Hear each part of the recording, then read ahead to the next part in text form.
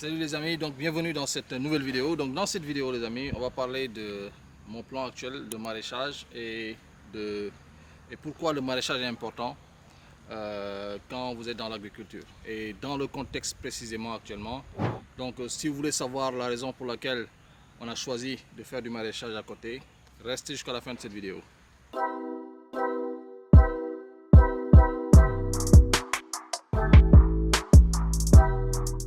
Donc comme vous venez de le voir, en fait, actuellement nous avons mis de l'irrigation ici en place, donc sur à peu près 1000 mètres carrés. Donc comme vous le savez, on fait déjà l'élevage de poules pondeuses ici à la ferme. On a aussi d'autres activités dont je vais vous décliner au fur et à mesure bien sûr, pour que vous compreniez un peu la vision et ce qu'on essaie de mettre en place ici à la ferme. Donc comme vous le savez, je parle beaucoup d'intégration. Donc, dans l'idée d'intégration, il est important de comprendre c'est quoi l'intégration d'abord. Okay? Comme vous le savez, vu qu'ici on fait déjà l'élevage de poules pondeuses, nous avons énormément de fientes dont nous disposons. Donc une partie qu'on vend bien sûr à d'autres fermiers de la région, donc qui l'utilisent dans leurs activités d'agriculture. Mais aussi, on a jugé qu'il était important qu'ici, on valorise l'espace qu'on a. Okay? Donc on a mis en place de l'irrigation sur à peu près 1000 mètres carrés qu'on va exploiter à fond et bénéficier de la fiente dont nous disposons déjà, qui va nous permettre de produire à moindre coût. Donc par rapport à quelqu'un qui par exemple fait juste du maraîchage, nos coûts de production sont beaucoup plus faibles que les autres. Voilà, parce que nous avons du fumier, comme on dit, à gogo. Voilà.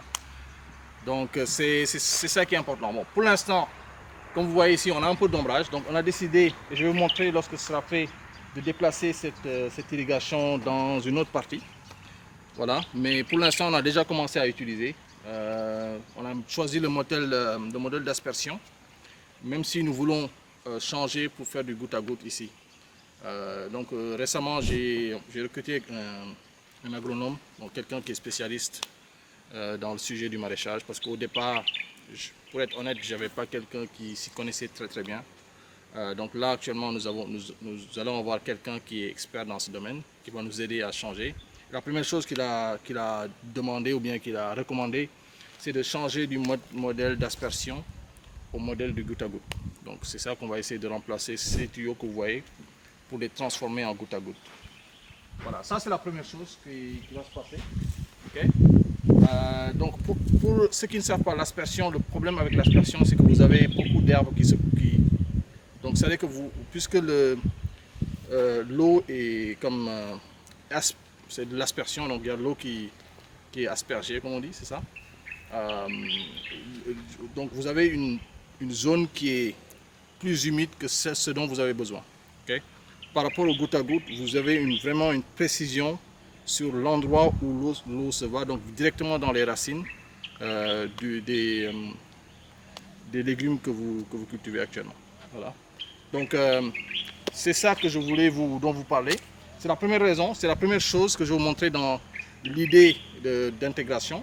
On a d'autres intégrations dont je vais vous parler et au fur et à mesure vous allez découvrir. Voilà, donc c'était juste pour brièvement vous parler de l'intégration. C'était un motif pour moi de vous parler de l'intégration et de l'importance de l'intégration dans une ferme. Merci les amis et on se retrouve dans une prochaine vidéo.